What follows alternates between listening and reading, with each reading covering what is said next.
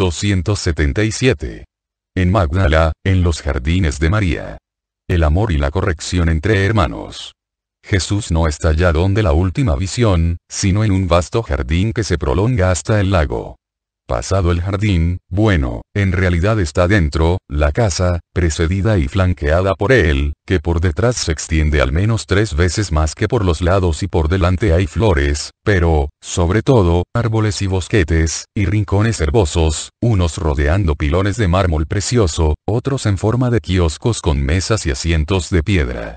Y debía haber estatuas diseminadas, tanto a lo largo de los senderos como en el centro de los pilones. Ahora quedan solo los pedestales de las estatuas, para recuerdo de ellas al pie de laureles o bojes, o para reflejarse en los pilones colmados de límpida agua. La presencia de Jesús con los suyos y la presencia de gente de Magdala, entre los cuales está el pequeño Benjamín que osó llamar malo al Iscariote, me hace pensar que se trata de los jardines de la casa de la Magdalena, supervisados y modificados para su nuevo uso, quitando aquellas cosas que hubieran podido ser desagradables o escandalizar y recordar el pasado.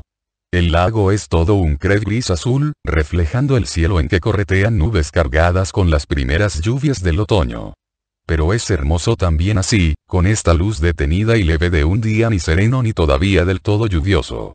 Sus riberas ya no tienen muchas flores, pero, en compensación, están pintadas por ese sumo pintor que es el otoño, y muestran pinceladas de ocre y púrpura y extenuada palidez de hojas agonizantes en los árboles y vides que cambian de color antes de entregar a la tierra sus vestiduras vivas. En el jardín de una casa de campo que está a orillas del lago, como esta, hay un punto lleno, que rojea, como sangre derramada en las aguas, por un seto de ramas flexuosas que el otoño ha teñido de cobre flamígero, mientras los sauces diseminados por la orilla, poco lejos, tiemblan. Tiemblan sus hojas glauco-argentinas, finas, más pálidas de lo normal antes de morir. Jesús no está mirando a lo mismo que yo. Mira a unos pobres enfermos a quienes imparte la curación. A unos ancianos mendigos, y les da dinero. A unos niños presentados a él por sus madres para que los bendiga. Mira compasivamente a unas mujeres, hermanas, que le están refiriendo la conducta de su único hermano, causa de la muerte de su madre, por congoja, y de la ruina de ellas mismas. Le ruegan estas pobres mujeres que les dé un consejo y que pida por ellas. Verdaderamente oraré por vosotras. Le pediré a Dios que os dé paz y que vuestro hermano se convierta y se acuerde de vosotras, con la devolución de lo que es justo y, sobre todo, con renovado amor a vosotras. Porque si hace esto, hará todo lo demás. Pero lo queréis, o le guardáis rencor, lo perdonáis de corazón, o lloráis con desdén. Porque él también es infeliz, y más que vosotras. Y, a pesar de sus riquezas, es más pobre que vosotras. Así que hay que compadecerlo. Ya no tiene amor, y carece del amor de Dios. ¿Os dais cuenta de lo desdichado que es? Con la muerte, como primero vuestra madre cerraréis con júbilo esta vida triste que os ha provocado. Él, sin embargo, no. Es más, del falso gozo de ahora pasaría a un tormento eterno y atroz. Venid conmigo. Voy a hablar a todos hablándoos a vosotras. Y Jesús se dirige al medio de un prado salpicado de matas de flores, en cuyo centro antes debía haber una estatua. Ahora solo queda la base, rodeada de un seto bajo de mirto y rositas menudas. Jesús se pone junto a ese seto y hace ademán de querer hablar. Todos se agrupan en torno a él y guardan silencio. Paz a vosotros. Escuchad. Está escrito. Ama a tu prójimo como a ti mismo. Pero, en el prójimo ¿quién está contenido? Todo el género humano tomado en general. Luego, más en particular, todos los de la misma nación. Luego, más en particular todavía, todos los de la misma ciudad. Luego, restringiendo aún más, todos los parientes. En fin, último círculo de esta corona de amor ceñida cual pétalos de rosa en torno al corazón de la flor, el amor a los hermanos de sangre, que son los primeros prójimos.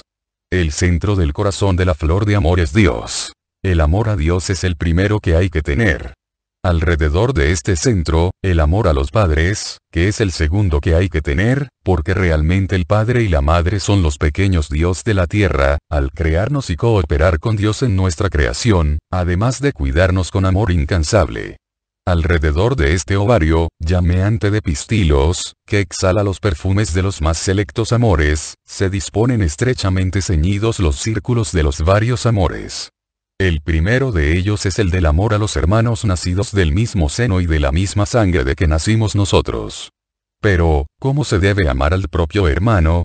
¿Solo porque su carne y su sangre sean iguales que las nuestras? Eso lo saben hacer también los pajarillos agrupados en un nido. Ellos, efectivamente lo único que tienen en común es el haber nacido de una misma nidada y el sentir en común en su lengua el sabor de la saliva materna y paterna. Los hombres valemos más que los pájaros. Tenemos más que carne y sangre. Tenemos al Padre, además de un padre y una madre tenemos el alma, y tenemos a Dios, Padre de todos. Así pues, hay que saber amar al hermano como hermano por el Padre y la Madre que nos han generado, y como hermano por Dios, que es Padre universal. Hay que amarlo, por tanto, además de carnalmente, espiritualmente. Amarlo no solo por la carne y la sangre, sino por el espíritu que tenemos en común.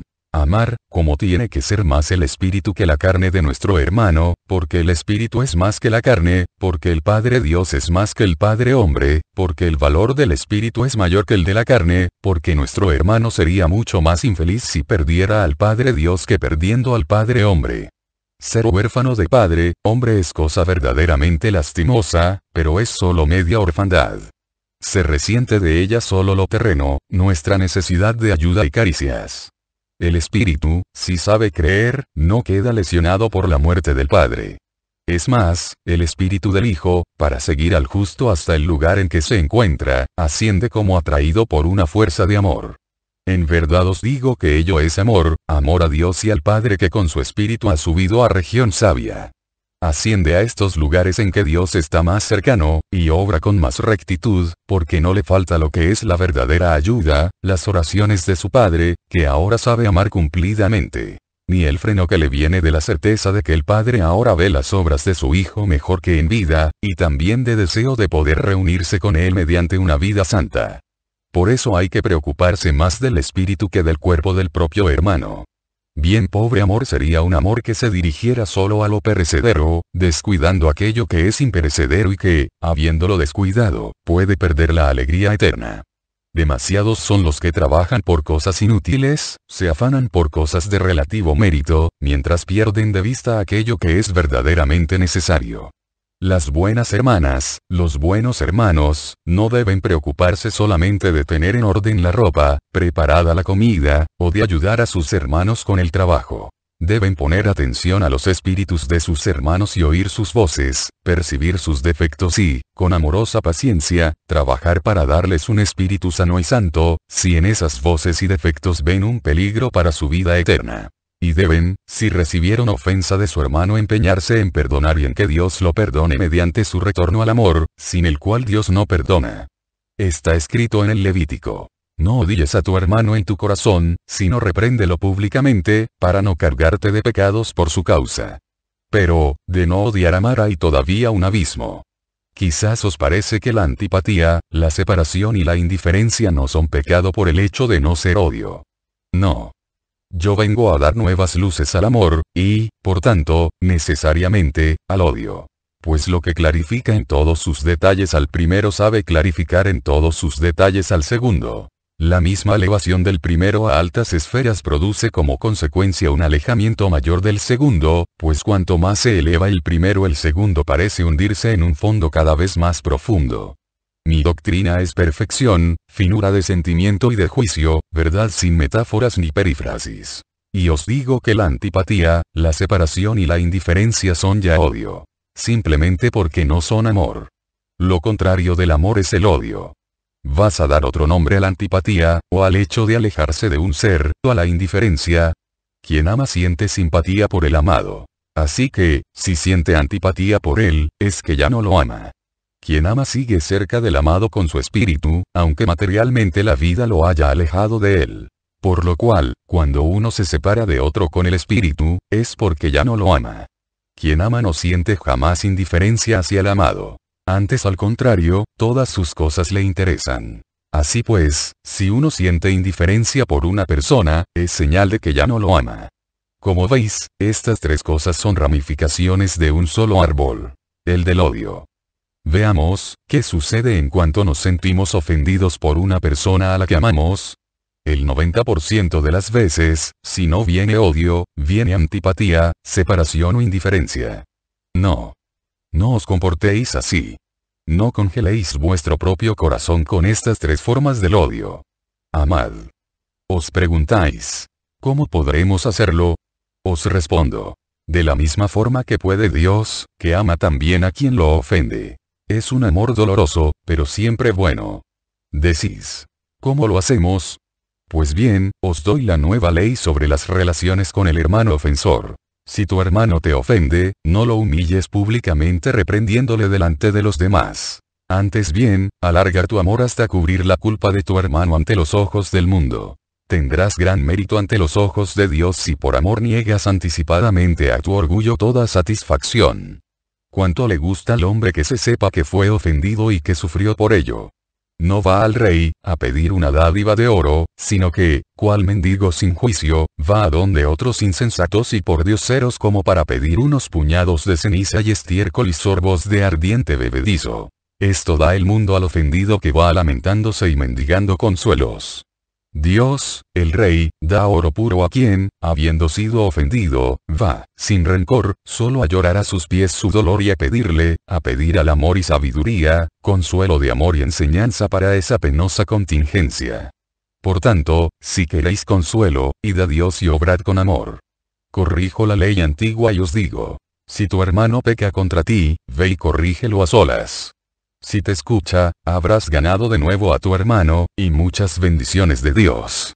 Pero si tu hermano no te hace caso y, obstinado en su culpa, te rechaza, entonces, porque no se diga que asientes a su pecado o que no te importa el bien del espíritu de tu hermano, toma contigo a 2 o 3 testigos serios, buenos, dignos de confianza, vuelve con ellos donde tu hermano y repite en su presencia tus observaciones, para que los testigos puedan dar fe de que hiciste todo lo que estaba en tu mano para corregir con santidad a tu hermano.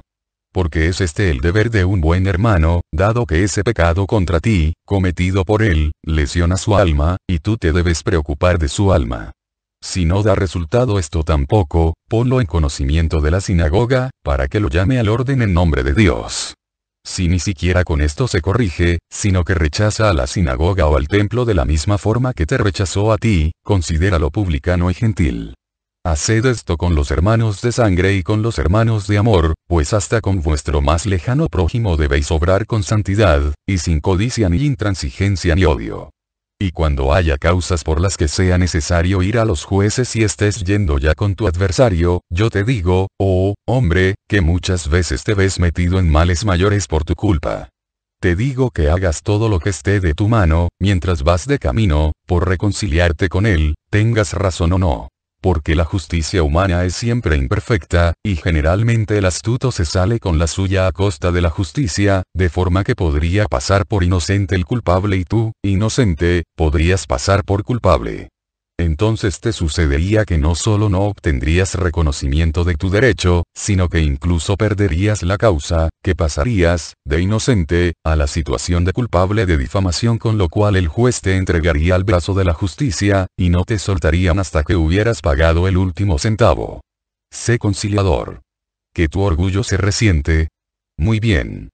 ¿Que bolsa se consume? Mejor todavía. Basta con que tu santidad aumente. No sintáis nostalgia por el oro, no seáis codiciosos de alabanzas. Procuraos la alabanza que viene de Dios, procuraos una rica bolsa en el cielo. Y orad por los que os ofenden, para que se enmienden. Si ello sucede, serán ellos mismos quienes os restituirán honores y bienes. Si no lo hacen, Dios proveerá. Podéis marcharos, ahora que es la hora de la comida. Que se queden solo los mendigos para sentarse a la mesa apostólica. La paz sea con vosotros. 278. El perdón y la parábola del siervo inicuo. La misión confiada a 72 discípulos. Transcurrida la comida y después de haber saludado a los pobres, Jesús continúa con los apóstoles y discípulos en el jardín de María de Magdala.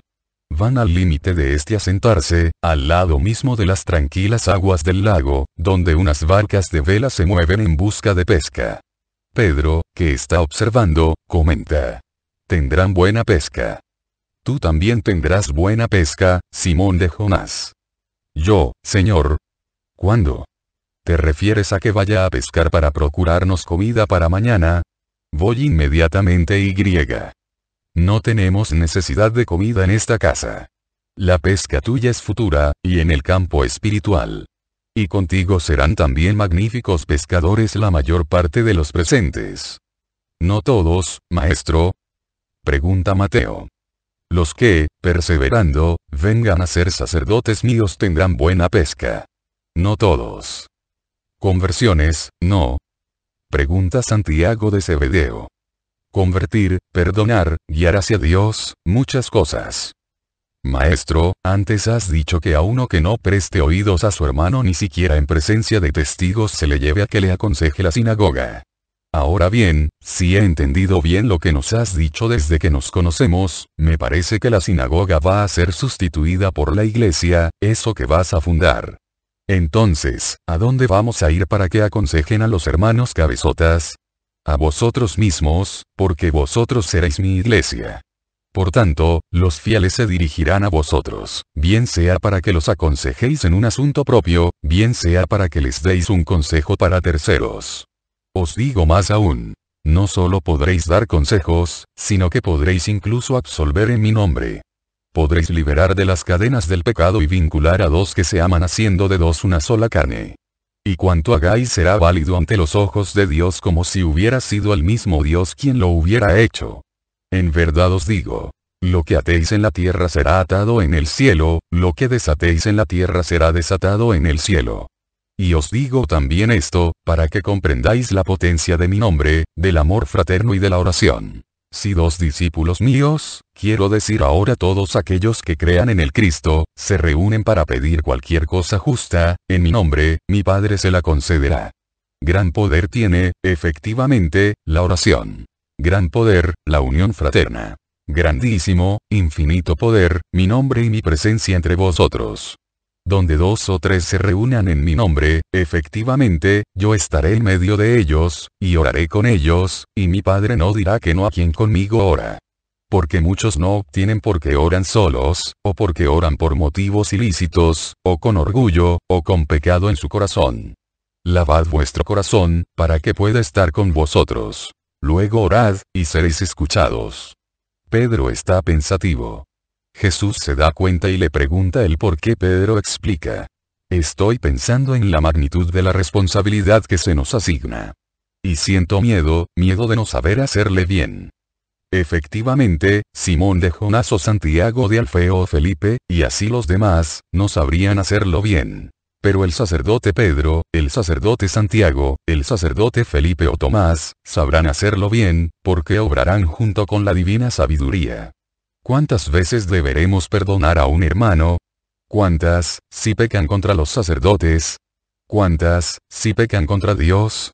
Porque, si sucede como ahora, sin duda pecarán contra nosotros, visto que pecan contra ti tantísimas veces. Dime si debo perdonar siempre o solo un determinado número de veces. Por ejemplo, 7 veces. O más. No te digo 7, sino 70 veces 7. Un número sin medida, porque el Padre también os perdonará a vosotros, que deberíais ser perfectos, muchas veces, un número grande de veces. Pues bien, debéis ser con los demás como el Padre es con vosotros, porque representáis a Dios en la tierra. Es más, oíd esta parábola que os voy a exponer y que servirá para todos. Y Jesús, que estaba rodeado solamente por los apóstoles, en un pequeño kiosco de boj, se dirige hacia los discípulos, que, respetuosamente, están en grupo en una plazoleta embellecida con un pilón, lleno de agua cristalina. La sonrisa de Jesús es una señal de que va a hablar. Así que, mientras él camina, con su paso lento y largo por lo cual, sin apresurarse, recorre mucho espacio en poco tiempo, los discípulos se llenan de alegría, y, cual niños reunidos en torno a alguien que los hace felices, se cierran en círculo. Es una corona de rostros atentos. Jesús, se adosa a un alto árbol y empieza a hablar. Cuanto he dicho antes a la gente debe ser perfeccionado para vosotros, que sois los elegidos de entre la gente. El apóstol Simón de Jonás me ha dicho: ¿cuántas veces debo perdonar?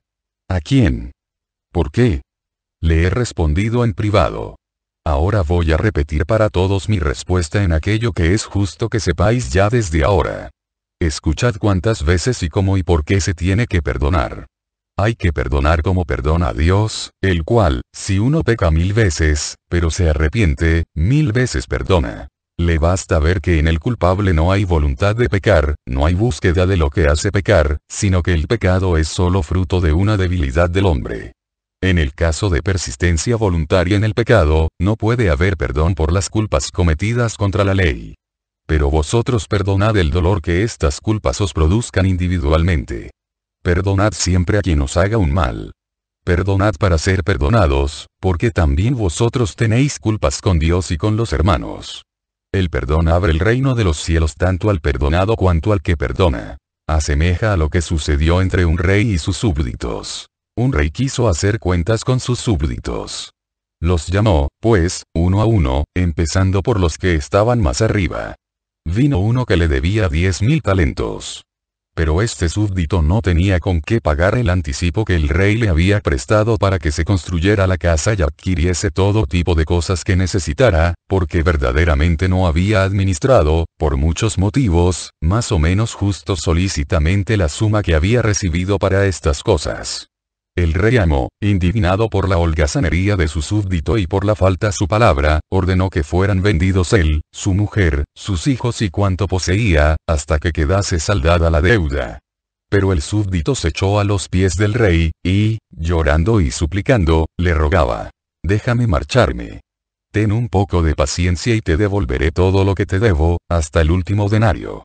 El rey, movido a compasión por tanto dolor, era un rey bueno, no solo aceptó esto, sino que, habiendo sabido que entre las causas de la poca diligencia y de no pagar había también enfermedades, llegó incluso a condonarle la deuda.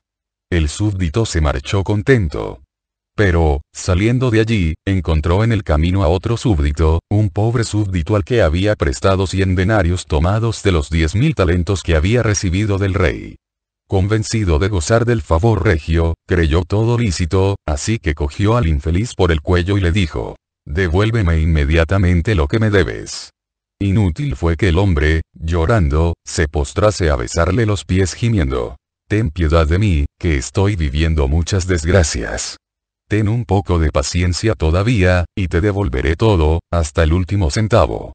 El súbdito, inmisericorde, llamó a los soldados e hizo que el infeliz fuera encarcelado para que se decidiera a pagar, so pena de perder la libertad o incluso la vida.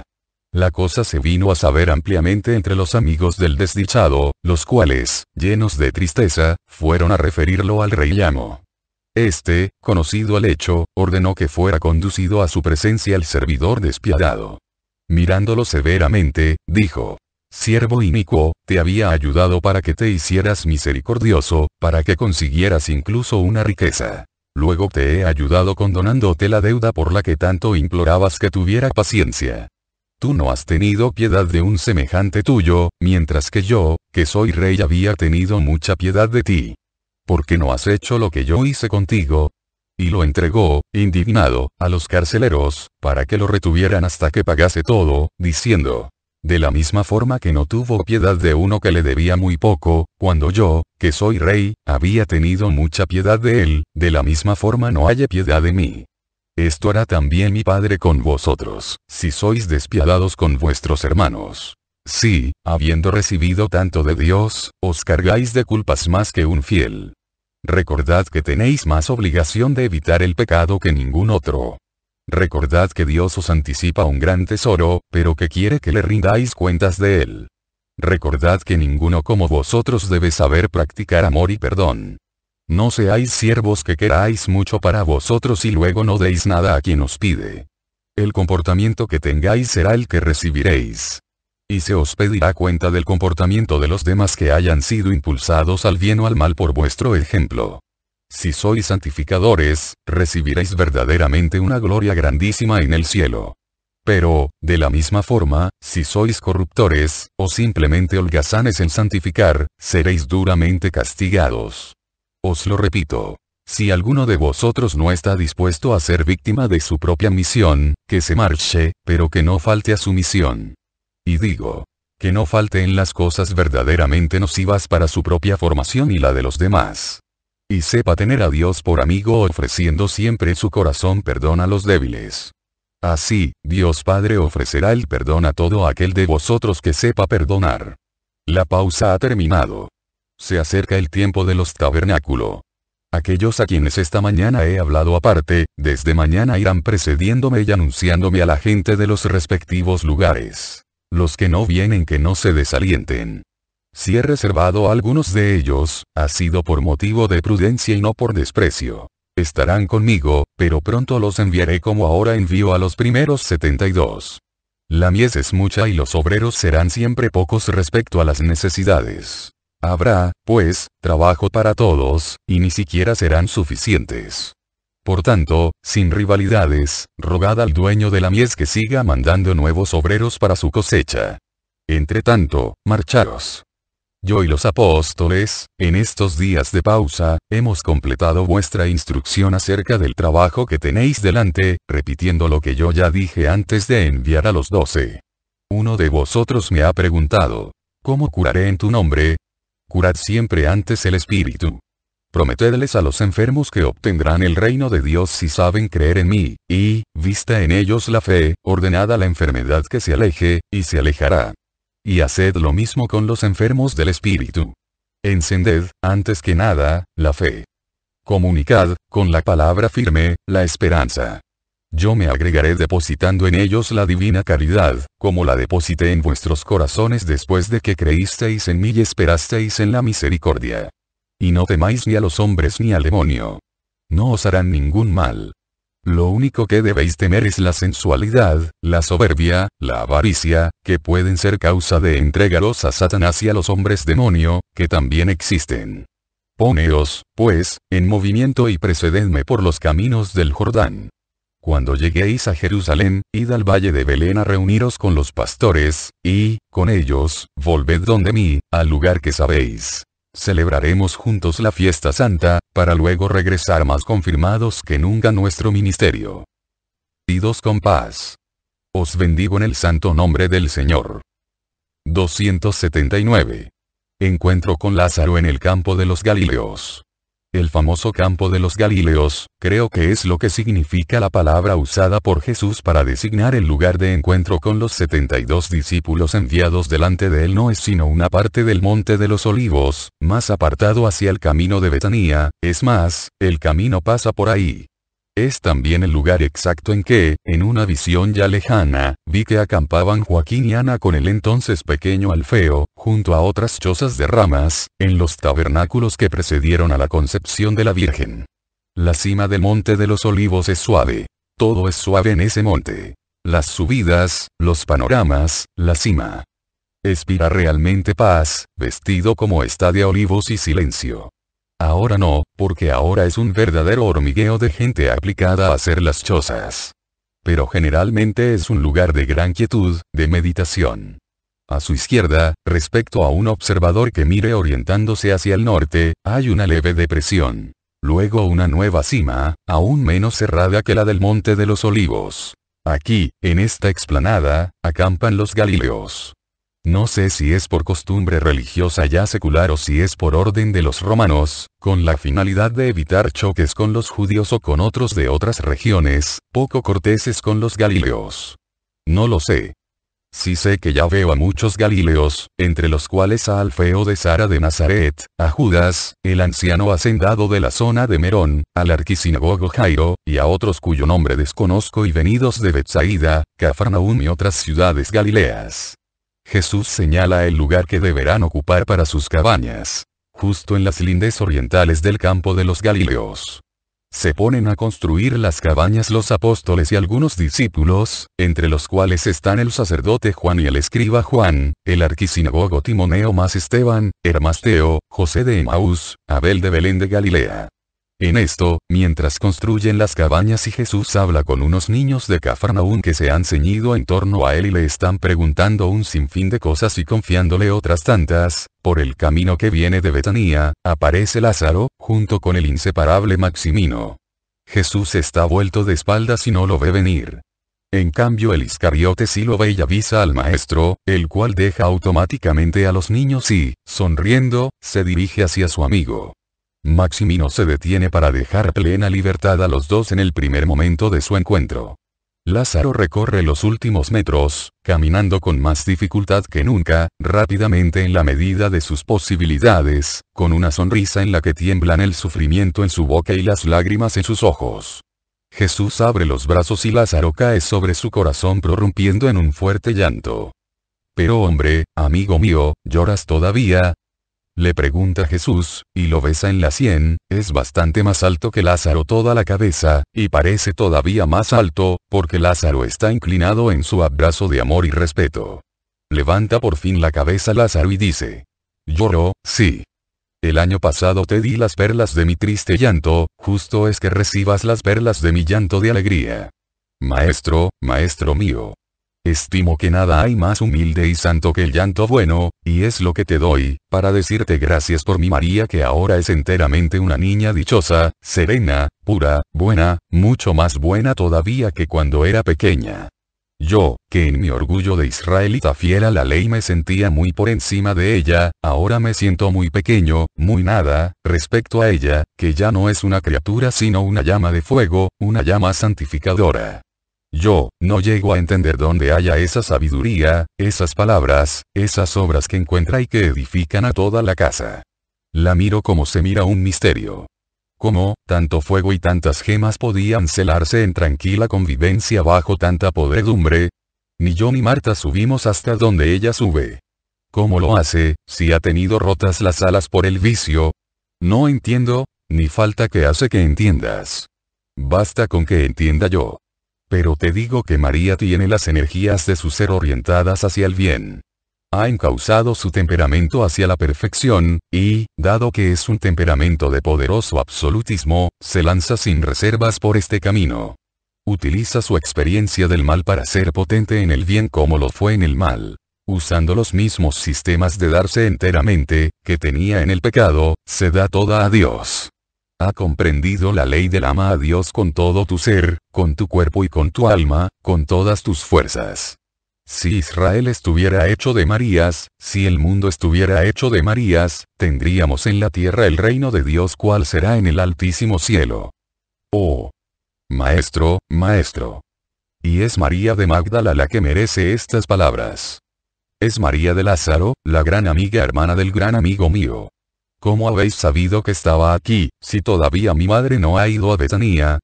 Ha venido, forzando el camino, el encargado de agua especiosa, y me ha dicho que venías. Todos los días he mandado aquí a uno de la servidumbre. Hace poco ha vuelto diciendo: ha llegado. Está en el campo Galileo. Me he puesto en marcha inmediatamente, pero si estás mal, muy mal, maestro. Estas piernas, y has venido. Habría ido yo pronto, mi prisa por manifestarte mi alegría era demasiado angustiosa. Hace meses que lo tengo dentro. Una carta. ¿Qué es una carta para decirte una cosa como esta? Ya no podía esperar más. ¿Vas a venir a Betanía? Ciertamente. En cuanto termine la fiesta. Te esperan con gran impaciencia, la griega, que mente. Converso mucho con ella, ávida de saber de Dios. Pero es muy culta, y yo, que no sé bien ciertas cosas, debo ceder. Haces falta tú. Iré. Ahora vamos con Maximino. Luego, te ruego que te consideres mi invitado. Mi madre se alegrará al verte. Y podrás descansar. Dentro de poco vendrá con el niño. Y Jesús llega donde Maximino, el cual se arrodilla para saludarlo. 280. El regreso de los 72. Profecías sobre los místicos futuros. En el largo crepúsculo de un sereno día de octubre, regresan los 72 discípulos con Elías, José y Leví. Cansados, llenos de polvo, pero, ¡qué dichosos! Dichosos los 3 pastores por poder ya servir libremente al Maestro.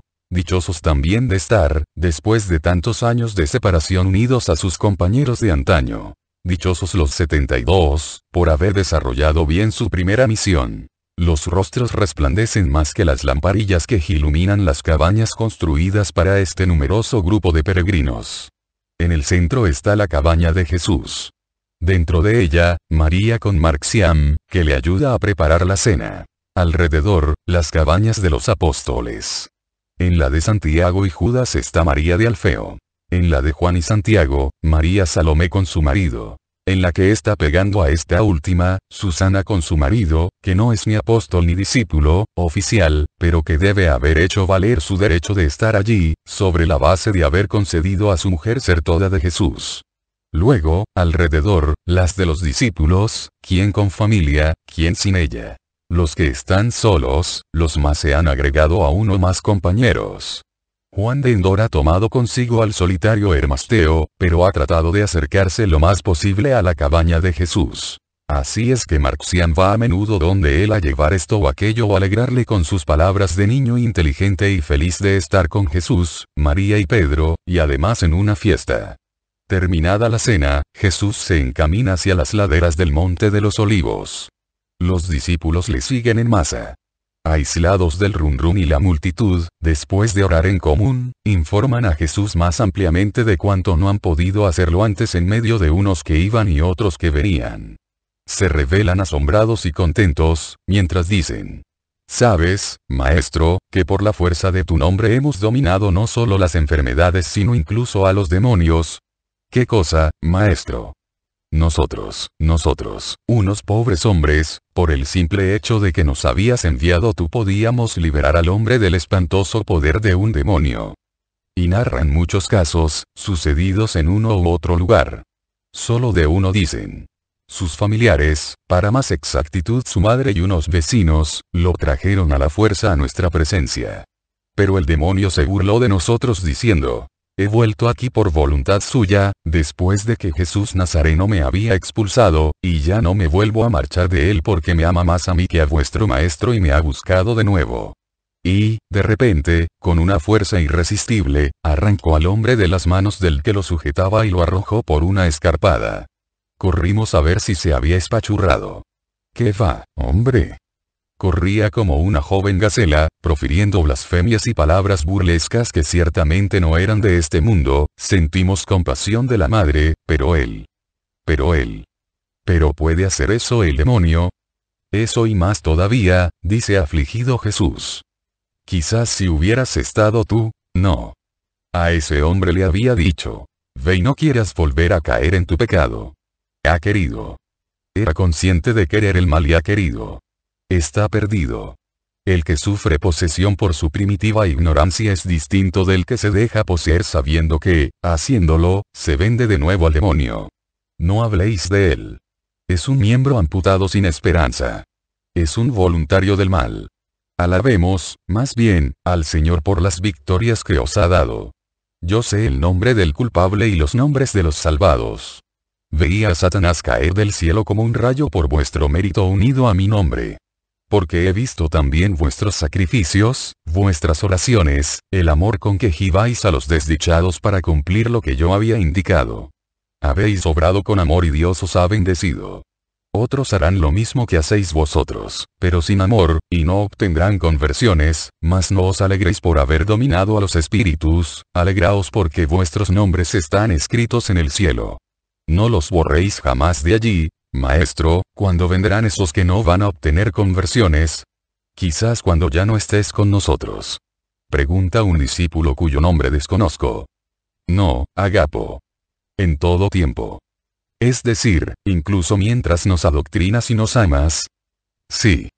Amaros os amaré siempre, aunque estéis lejos de mí. Mi amor llegará siempre a vosotros, y lo sentiréis. Es verdad. Yo lo sentí una tarde que estaba preocupado por no saber qué responder a las preguntas de uno. Ya estaba para marcharme avergonzado. Pero me acordé de tus palabras. No temáis. En su momento se os darán las palabras que habréis de decir, y te invoqué con mi espíritu.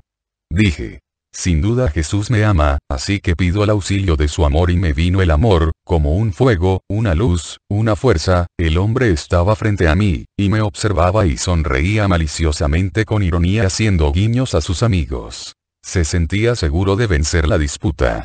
Abrí mi boca y fue como un torrente de palabras que salía con gozo de mi necia boca. Maestro, ¿viniste realmente o fue una ilusión? No lo sé. Sé que, al final, el hombre y era un escribá se ha arrojado a mi cuello diciéndome: Bienaventurado tú y quien te ha conducido a esta sabiduría. Me pareció una persona deseosa de buscarte. ¿Vendrá? La idea del hombre es lábil como palabra escrita en el agua, su voluntad se mueve cual ala de golondrina que revolotea en busca de la última comida del día. De todas formas, ora por él, y. Sí, fui a ti. Y, como tú, me tuvieron también Matías y Timoneo, Juan de Endor, Simón, Samuel y Jonás. ¿Quién advirtió mi presencia? ¿Quién no la advirtió? Pero he estado con vosotros, y estaré con quien me sirvan amor y verdad, hasta el final de los siglos. Maestro, no nos has dicho todavía si entre los presentes habrá personas sin amor. No es necesario saberlo. Sería falta de amor por mi parte indisponeros hacia un compañero que no sabe amar. Pero hay. Esto sí lo puedes decir, hay. El amor es la cosa más sencilla, dulce e infrecuente que hay. No siempre arraiga, aunque haya sido sembrado. Pero, si no te amamos nosotros, ¿quién te puede amar? Casi hay indignación en los apóstoles y discípulos, que se alborotan, descontentos, por la sospecha y el dolor. Jesús baja los párpados, y con sus ojos cela también su mirada para que no señale a nadie. Eso sí, hace su gesto de resignación, el gesto dulce y triste de sus manos, que se abren con las palmas hacia arriba. Su gesto de resignada confesión, de resignada constatación, y dice: así debería ser. Pero no es así. Muchos todavía no se conocen. Pero yo sí los conozco, y siento compasión de ellos. Oh. Maestro, maestro. ¿No seré yo, pregunta Pedro mientras se pega literalmente a Jesús, aplastando al pobre Marciam entre sí y el maestro, y echa sus brazos cortos y robustos a los hombros de Jesús, y lo agarra y lo menea, enloquecido por el terror de ser uno que no ama a Jesús. Jesús abre sus ojos, luminosos a pesar de estar tristes, y mira el rostro interrogativo y aterrorizado de Pedro, y le dice: no, Simón de Jonás, tú no eres. Tú sabes amar y sabrás amar cada vez más. Tú eres mi piedra, Simón de Jonás, una buena piedra, sobre la cual apoyaré las cosas que más quiero, y estoy seguro de que la sostendrás imperturbable. Y entonces, yo. Las preguntas se repiten de boca en boca, como el eco. Calma. Calma. Estad tranquilos y esforzaos en poseer todos el amor. Pero, de nosotros, ¿quién sabe amar más? Jesús extiende su mirada, una caricia sonriente, a todos, luego baja su mirada y la posa en Marciam, que sigue apretado entre él y Pedro, y apartando un poco a Pedro y poniendo al niño de cara a la pequeña muchedumbre, dice: este es el que más sabe amar de vosotros. El niño. No os acongojéis, de todas formas, los que tenéis ya barba en la cara y los canos en los cabellos. Todo el que renace en mí se hace un niño. Marchaos en paz. Alabad a Dios, que os ha llamado, porque verdaderamente veis con vuestros ojos los prodigios del Señor. Bienaventurados los que vean lo que vosotros veis. Porque os digo que muchos profetas y reyes anhelaron ver lo que vosotros veis y no lo vieron, y muchos patriarcas habrían querido saber lo que vosotros sabéis y no lo supieron, y muchos justos habrían querido escuchar lo que vosotros oís y no pudieron escucharlo. Mas, de ahora en adelante, los que me amen sabrán todo. Y después, cuando te vayas, como dices, después hablaréis vosotros por mí. Y luego, las grandes formaciones, no por número sino por gracia, de los que verán, sabrán y escucharán lo que vosotros ahora veis, sabéis y oís. Las grandes, amadas formaciones de mis pequeños grandes. Ojos eternos, mentes eternas, oídos eternos. ¿Cómo explicaros a vosotros que estáis en torno a mí lo que será este eterno vivir, más que eterno, sin medida de los que me amarán y por mí serán amados hasta el punto de abolir el tiempo, y serán los ciudadanos de Israel, aunque vivan cuando ya Israel no sea sino un recuerdo de nación, los contemporáneos de Jesús vivo en Israel? Estarán conmigo, en mí, hasta el punto de conocer lo que el tiempo ha borrado y la soberbia ha confundido. ¿Qué nombre les daré? Vosotros apóstoles, vosotros discípulos, los creyentes serán llamados cristianos. ¿Y estos? ¿Qué nombre tendrán estos? Un nombre conocido solamente en el cielo. ¿Qué previo tendrán ya en la tierra? Mi beso, mi voz, el calor de mi carne. Todo yo mismo. Yo, ellos. Ellos, yo. La comunión total, podéis iros. Yo me quedo aquí a deleitar mi espíritu en la contemplación de mis futuros conocedores y amantes absolutos. La paz sea con vosotros. 281. En el templo durante la fiesta de los tabernáculos. Las condiciones para seguir a Jesús. La parábola de los talentos y la parábola del buen samaritano. Jesús se dirige al templo. Le preceden en grupos los discípulos, le siguen en grupo las discípulas, es decir, su madre, María Cleofás, María Salomé, Susana, Juana de Cusa, Elisa de Betsur, Analía de Jerusalén, Marta y Marcela. No está la Magdalena. En torno a Jesús, los 12 apóstoles y Marcián. Jerusalén muestra la pompa de las ocasiones solemnes. Gente de todos los lugares en todas sus calles. Cantos, discursos, murmullo de oraciones, imprecaciones de asnerizos, algún llanto de niño. Cubriéndolo todo, un cielo nítido que se deja ver entre las casas, y un sol que desciende alegre a dar vivacidad a los colores de los vestidos, a encender los mortecinos colores de las pérgolas y árboles que acá o allá se vislumbran tras las tapias de los jardines recintados o de los antepechos de las terrazas. Hay veces que Jesús se cruza con personas conocidas. Entonces el saludo es más o menos deferente, según la disposición de éstas. Así, es respetuosísimo, aunque gravedoso, el de Gamaliel, que mira fijamente a Esteban. Este le sonríe desde el grupo de los discípulos. Gamaliel, después de inclinarse ante Jesús, llama aparte a Esteban y le dice unas palabras, y luego Esteban regresa al grupo. De veneración es el saludo del anciano arquisinagogo Cleofás de Emaús, que se dirige con sus paisanos al templo. Desabrido como una maldición, el saludo de respuesta de los fariseos de Cafarnaúm. Los campesinos de Jocanán, capitaneados por el administrador, saludan echándose al suelo y besando los pies de Jesús entre el polvo del camino. La gente, extrañada, se detiene a observar a este grupo de hombres que, en un cruce de calles, se arroja con un grito a los pies de un hombre joven, que no es ni un fariseo ni un famoso escriba, que no es ni un sátrapa ni un alto cortesano. Alguno pregunta que quién es. Corre un murmullo. Es el rabí de Nazaret, el que se dice que es el Mesías. Entonces, proselitos y gentiles se arremolinan, curiosos, de forma que empujan al grupo hacia una pared y crean un atasco en la minúscula placita. Hasta que un grupo de arrieros los disgrega gritando imprecaciones contra el obstáculo. Mas la multitud, exigente, brutal en esta manifestación suya que es también de fe, se aglomera de nuevo, separando las mujeres de los hombres. Todos quieren tocar el vestido de Jesús, decirle una palabra, hacerle alguna pregunta, esfuerzo inútil, porque esa misma prisa, esa ansia, ese nerviosismo por pasar adelante rechazándose unos a otros, hace que ninguno pueda llegar. Las preguntas y respuestas se confunden también en un único rumor incomprensible. El único que se abstrae de la escena es el abuelo de Marcián. Ha respondido con un grito al grito de su nietecito, y, enseguida, tras venerar al maestro, ha estrechado contra su corazón al nieto, y luego, todavía apoyado sobre los talones, ambas rodillas en tierra, lo ha sentado en su regazo, y lo admira y acaricia con lágrimas y besos de dicha mientras le pregunta y escucha. El anciano se siente tan feliz que está ya en el paraíso. Acuden los soldados romanos, creyendo que hay alguna pelea. Se abren paso. Pero sonríen cuando ven a Jesús, y, limitándose a aconsejar a los presentes que dejen libre ese importante cruce, se retiran tranquilos.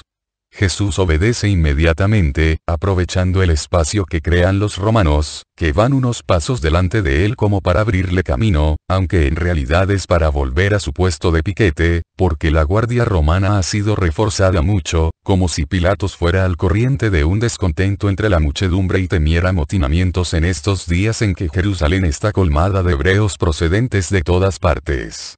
Y es bonito verlo caminar precedido por este grupo armado romano, como un rey al que se va abriendo paso cuando se dirige a sus posesiones. Cuando ha empezado a moverse ha dicho al niño y al anciano: Estad juntos y seguidme, y al administrador de Jocanán: Te ruego que me dejes a tus hombres. Serán invitados míos hasta la noche. El administrador responde obsequioso: Hágase todo lo que quieras, y, tras un respetuoso saludo, se marcha solo. El templo está ya cerca, y el bullicio de la multitud, como movimiento de hormigas junto a la entrada del hormiguero, es aún mayor. En esto, un campesino de Jocanán grita: El amo. Y cae de rodillas para saludar, y lo imitan los demás. Jesús está en pie en medio de un grupo de hombres postrados, porque los campesinos se habían arrimado bien a él. Vuelve la mirada hacia el lugar señalado y encuentra la mirada de un fariseo pomposamente vestido, que no me resulta nuevo pero que no sé dónde lo he visto. El fariseo Jocanán está con otros de su casta. Un montón de preciosos tejidos, de franjas, hebillas, cinturones, filacterias. Todo de dimensiones exageradas respecto a lo común. Jocanán fija su atención en Jesús. Es una mirada de pura curiosidad, aunque no irreverente. Es más, lo saluda. Estirado, apenas una inclinación de cabeza, pero al fin y al cabo es un saludo, al cual Jesús responde con deferencia. También lo saludan otros 2 o 3 fariseos, mientras que otros miran despreciativos o fingen mirar a otra parte. Solo uno lanza una ofensa, seguro, porque veo que los que van en torno a Jesús se sobresaltan, y el mismo Jocanán se vuelve de repente para fulminar con la mirada al ofensor, que es un hombre más joven que él, de facciones marcadas y duras. Una vez rebasados, cuando ya los campesinos se atreven a hablar, uno de ellos dice: El que te ha maldecido es Doras, maestro. Déjalo. Os tengo a vosotros, que me bendecís, dice tranquilo Jesús. Apoyado en el intrados de un arco, junto con otros, está Manaén, el cual, en cuanto ve a Jesús, alza los brazos acompañando el gesto con una exclamación de alegría. Este es un día jubiloso, porque te he encontrado. Y viene hacia Jesús, seguido por los que lo acompañan. Lo venera bajo el umbrío arco que hace retumbar las voces como si fuera una cúpula. Precisamente mientras lo está venerando, pasan, rozando al grupo apostólico, los primos Simón y José con otros nazarenos, y no saludan. Jesús los mira apenado, pero no dice nada. Judas y Santiago, agitados, cambian recíprocamente unas palabras, y Judas, encendido su rostro de indignación, inútilmente sujetado por su hermano, echa a correr tras ellos. Pero Jesús lo llama con un tan imperioso: Judas, ven aquí. Que el inquieto hijo de Alfeo se vuelve para atrás. Déjalos. Son semillas que todavía no han sentido la primavera. Déjalos que estén en la sombra del avariento terrón. Penetraré igualmente, aunque éste se transformase en jaspe cerrado en torno a la semilla. Lo haré a su tiempo. Más fuerte que la respuesta de Judas de Alfeo resuena el llanto de María de Alfeo, desolada. Un llanto largo, propio de una persona abatida, pero Jesús no se vuelve para consolarla, a pesar de que se oiga bien nítido ese lamento bajo el arco lleno de ecos. Sigue hablando con Manaén, el cual le dice: Estos que están conmigo son discípulos de Juan. Quieren, como yo, ser tuyos. Pasa los buenos discípulos. Allá adelante están Matías, Juan y Simeón, conmigo para siempre. Os recibo a vosotros como los recibí a ellos, porque yo amo todo lo que me viene del santo precursor. Llegan a los muros del templo. Jesús da órdenes al Iscariote y a Simón Celote para las compras y ofrendas de rito. Luego llama al sacerdote Juan y dice: Tú, que eres de este lugar, te encargarás de invitar a algún levita que sepas que es digno de conocer la verdad. Porque verdaderamente este año puedo celebrar una fiesta de alegría. Nunca volverá a ser tan dulce el día. ¿Por qué, Señor? Pregunta el escriba Juan. porque os tengo a todos en torno a mí, o con la presencia visible o en espíritu. Siempre estaremos. Y, con nosotros, muchos otros, asegura con vehemencia el apóstol Juan, secundado en coro por todos los demás. Jesús sonríe y calla mientras el sacerdote Juan, con Esteban, se adelanta al templo, para cumplir la orden. Jesús le grita detrás: «Nos encontraréis en el pórtico de los paganos». Luego entran, y, casi enseguida, se topan con Nicodemo, el cual hace un gesto respetuoso de saludo. No se acerca a Jesús, pero le dirige una sonrisa de avenencia llena de paz. Las mujeres, no pudiendo ir más allá, se detienen. Mientras, Jesús con los hombres va a la oración, al lugar de los hebreos, y luego, cumplidos todos los ritos, se vuelve para reunirse con los que lo esperan en el pórtico de los paganos. Los pórticos, vastísimos y altísimos, están llenos de gente que escucha las lecciones de los rabines. Jesús se dirige a donde ve que están parados los 2 apóstoles y los 2 discípulos que había mandado delante. Enseguida se forma un círculo alrededor de él. A los apóstoles y discípulos se unen otras, numerosas personas que estaban, acá o allá, entre la muchedumbre que llena el patio marmóreo. Tanta es la curiosidad, que hasta algunos alumnos de rabíes, no sé si espontáneamente o mandados por sus maestros, se acercan al círculo que se ciñe en torno a Jesús. Él, sin rodeo alguno, dice: «¿Por qué os apiñáis alrededor de mí? Responded. Tenéis rabíes conocidos y sabios, bien quistos de todos. Yo soy el desconocido y el malquisto. ¿Por qué, pues, venís a mí? Porque te amamos», dicen algunos, y otros. «Porque tienes palabras distintas de los otros, y otros. Para ver tus milagros, y porque hemos oído hablar de ti, y porque solo tú tienes palabras de vida eterna y obras que corresponden a las palabras, y en fin. Porque queremos unirnos a tus discípulos». Jesús mira a cada uno según va hablando, como para traspasarlos con la mirada y leer los más ocultos sentimientos. Alguno, no resistiendo esa mirada, se aleja, o, cuanto menos, se esconde detrás de una columna o de gente más alta. Jesús continúa: «Pero ¿sabéis qué quiere decir y qué es el hecho de seguirme? Doy respuesta solamente a estas palabras, porque la curiosidad no merece respuesta, y porque quien tiene hambre de mis palabras, como consecuencia, me ama y desea unirse a mí». Por tanto, los que han hablado se clasifican en 2 grupos. Los curiosos, de los cuales no me ocupo, y los que ponen buena voluntad. A estos los adoctrino sin engaño acerca de la severidad de esta vocación. Venir a mí como discípulo quiere decir renuncia de todos los amores en aras de un solo amor. El mío. Amor egoísta a uno mismo. Amor culpable a las riquezas, a la sensualidad o el poder. Amor justo a la propia esposa. Santo, hacia la madre o el padre. Amor cariñoso de los hijos y a los hijos o hermanos. Todo debe ceder ante mi amor, si uno quiere ser mío. En verdad os digo que mis discípulos han de ser más libres que las aves que extienden su vuelo por el cielo, más libres que los vientos que recorren el firmamento sin ser detenidos por nadie ni por nada. Libres, sin pesadas cadenas, sin vínculos de amor material, sin siquiera las finas telarañas de las más leves barreras. El espíritu es como una delicada mariposa enclaustrada dentro del capullo pesado de la carne. Su vuelo lo puede obstaculizar, o pararlo del todo simplemente la irisada e impalpable tela de una araña. La araña de la propia sensibilidad, de la falta de generosidad en el sacrificio. Quiero todo, sin reservas. El espíritu tiene necesidad de esta libertad de dar, de esta generosidad de dar, para poder estar seguro de no caer en la telaraña de las inclinaciones, costumbres, reflexiones, miedos, tejido todo ello como otros tantos hilos de esa monstruosa araña que es Satanás, ladrón de almas. Si uno quiere venir a mí y no odia santamente a su padre, a su madre, su mujer y sus hijos, a sus hermanos y hermanas, e incluso la propia vida, no puede ser discípulo mío. He dicho: odia santamente. En vuestro corazón decís: el odio, él lo enseña, no es jamás santo. Por tanto, se contradice. No. No me contradigo. Digo que se odie lo grave del amor, la pasionalidad terrenal del amor al padre y a la madre, a la esposa y a los hijos, a los hermanos y hermanas, a la propia vida.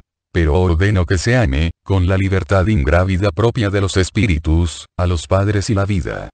Amadlos en Dios y por Dios, no posponiendo jamás a Dios, no posponiéndolo a ellos, ocupándoos y preocupándoos de conducirlos a donde el discípulo ha llegado, o sea, a Dios verdad. Así amaréis santamente a los padres y a Dios, y conciliaréis los dos amores, y haréis de los vínculos de la sangre no un peso sino alas, no culpa sino justicia. Debéis estar dispuestos a odiar también vuestra vida para seguirme a mí. Odia su vida aquel que, sin miedo a perderla o a que sea humanamente triste, la pone a mi servicio. Pero es solo apariencia de odio, un sentimiento erróneamente llamado odio por la mente del hombre que no sabe elevarse, del hombre todoterrenal, superior en poco a los animales. En realidad, este aparente odio, que es el negar las satisfacciones sensuales a la existencia para dar cada vez más amplia vida al espíritu, es amor. Amor es, y del más alto que existe, del más bendito. Negarse las bajas satisfacciones, prohibirse la sensualidad de los deseos, atraerse reprensiones y comentarios injustos, arriesgarse a sufrir castigos, rechazos, maldiciones, quizás persecuciones, todo esto es una serie continua de penas.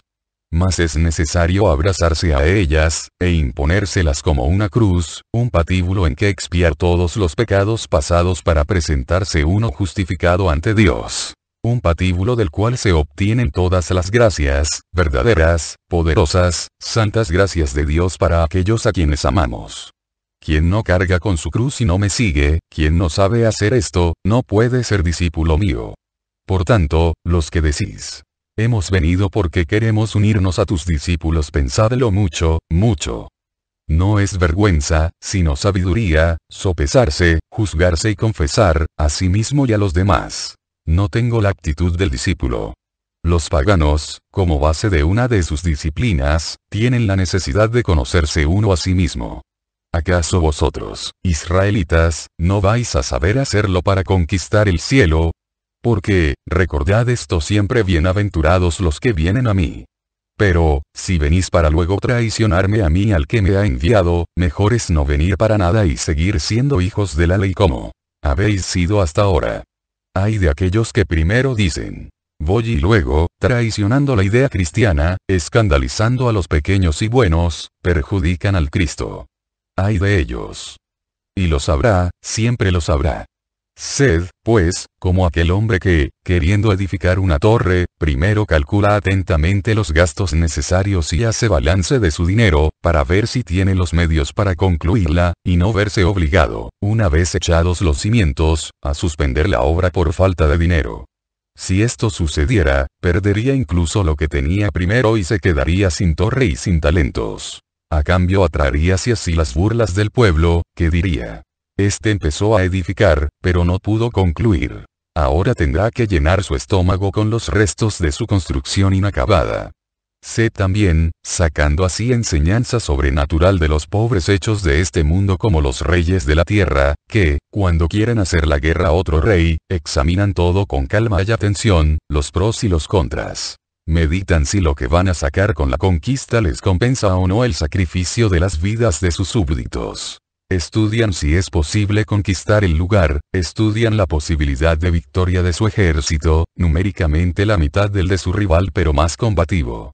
Y, sí, lógicamente, ven que es improbable que 10.000 venzan a 20.000, entonces, antes de que estalle la batalla, mandan al encuentro de su rival, que ya está en guardia a causa de las operaciones militares del otro, una embajada con ricos presentes, y lo amansan, lo apaciguan con pruebas de amistad, anular sus sospechas, en fin firman un tratado de paz, que siempre es más ventajoso, humana y espiritualmente, que una guerra.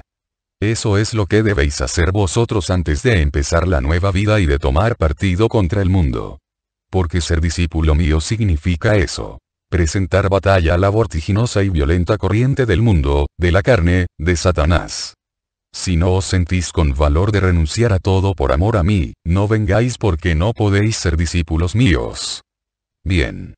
Lo que dices es verdad, admite un escriba que se ha mezclado en el grupo, pero, si nos despojamos de todo, ¿con qué te servimos?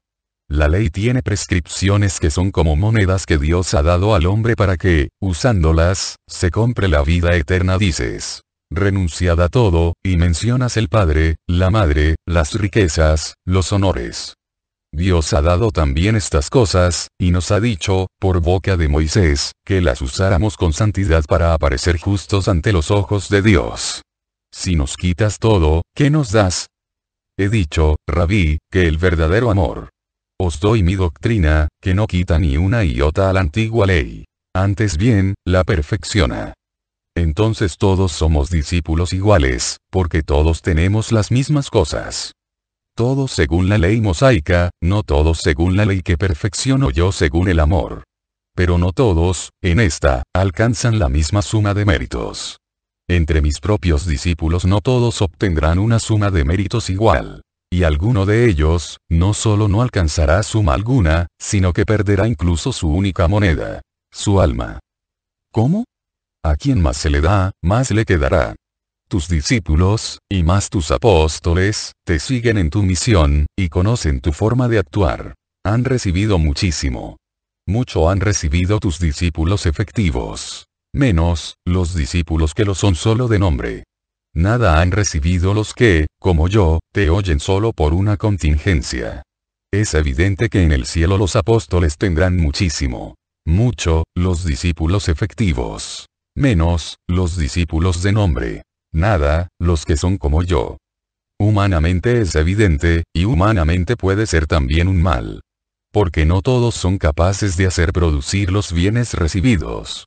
Escucha esta parábola, y perdona si adoctrino demasiado tiempo aquí. Pero es que yo soy la golondrina que va de paso, y estaré poco tiempo en la casa del Padre, pues he venido para todo el mundo y, además, este pequeño mundo que es el templo de Jerusalén no quiere dejarme recoger el vuelo y permanecer donde la gloria del Señor me llama. ¿Por qué dices eso? Porque es la verdad. El escriba mira a su alrededor y agacha la cabeza. Ve que lo que ha dicho Jesús es verdad. Lo ve en demasiados rostros de miembros del Sanedrín, rabíes y fariseos, que han ido engrosando cada vez más la aglomeración de gente que hay en torno a él. Rostros verdes de bilis o purpúreos de ira. Miradas que equivalen a maldiciones y esputos de veneno. Rencor en fermentación por todas partes. Deseos de pegarle a Cristo, que queda en deseo solo por miedo a los muchos que circundan al Maestro con devoción y que están dispuestos a todo por defenderlo, miedo quizás también a represalias por parte de Roma, que mira con benignidad al pacífico Maestro Galileo. Jesús reanuda sereno la exposición de su pensamiento con la parábola. Un hombre, antes de emprender un largo viaje y ausentarse por un largo período, llamó a todos sus siervos y les confió todos sus bienes. A uno le dio 5 talentos de plata. A otro, 2 de plata. A uno, 1 solo, de oro. A cada uno según su grado y habilidad. Y luego se marchó.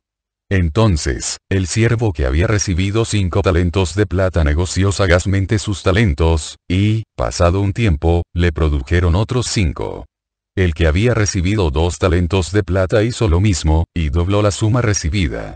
Pero el que había recibido más de su señor, 1 talento de oro puro, víctima del miedo a no saber negociar, del miedo a los ladrones, a 1000 quimeras, víctima, sobre todo, de la holgazanería, cavó un profundo hoyo en el suelo y escondió el dinero de su señor.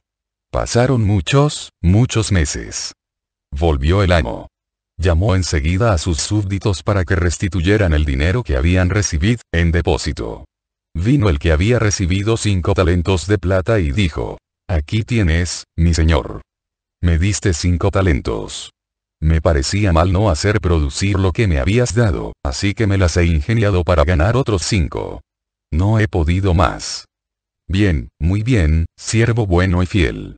Has sido fiel en lo poco, te has aplicado con buena voluntad, has sido honesto. Te daré autoridad sobre muchas cosas. Entra en la alegría de tu señor.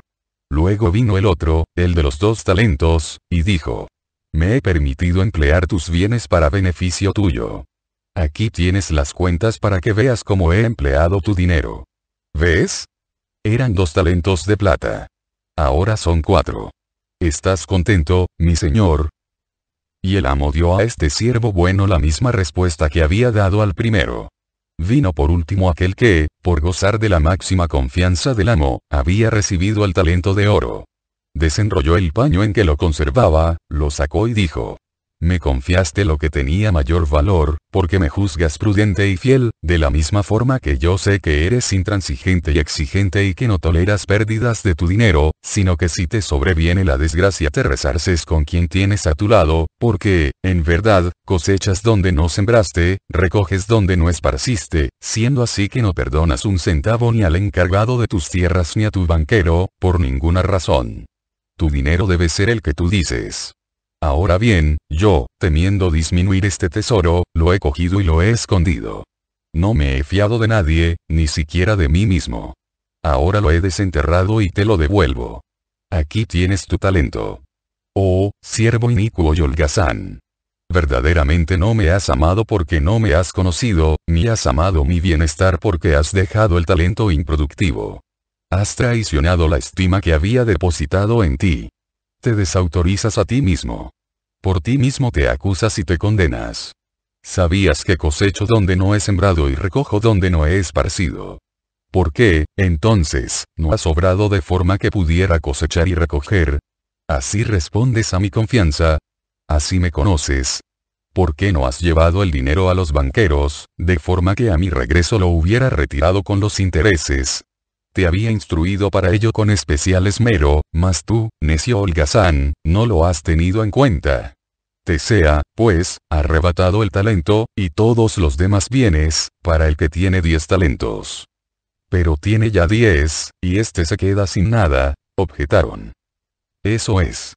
A quien tiene, y trabaja con eso que tiene, le será dado más, hasta que le sobre. Pero a quien no tiene, porque no quiso tener, le será arrebatado incluso lo que se le dio. Respecto al siervo parásito que ha traicionado mi confianza y ha dejado improductivos los dones recibidos, arrojadlo de mi propiedad, y que se aleje con lágrimas en los ojos y remordimiento en el corazón. Esta es la parábola. ¿Ves, Rabí, que le quedó menos al que más tenía, porque no supo merecer la conservación del don de Dios? No se puede afirmar que uno de esos que llamas discípulos solo de nombre, que tienen poco con qué negociar, y de los que, como dices, me escuchan solo por una contingencia, y que tienen la única moneda de su alma, no lleguen a poseer el talento de oro, arrebatado a uno de los más beneficiados y sus frutos correspondientes. Las sorpresas del Señor son infinitas, porque infinitas son las reacciones del hombre. Veréis a gentiles que alcanzan la vida eterna, a samaritanos recibiendo el cielo, y veréis a israelitas puros y seguidores míos perder el cielo y la eterna vida. Jesús calla y, como queriendo truncar toda discusión, se vuelve hacia los muros del templo. Pero un doctor de la ley, que estaba sentado escuchando seriamente bajo el pórtico, se alza y se le pone delante para preguntarle: Maestro, ¿qué debo hacer para alcanzar la vida eterna? Has respondido a los otros, respóndeme también a mí. ¿Por qué quieres tentarme? ¿Por qué quieres mentir? ¿Esperas que diga algo disconforme con la ley por el hecho de que añado a la ley conceptos más luminosos y perfectos? ¿Qué está escrito en la ley? Responde.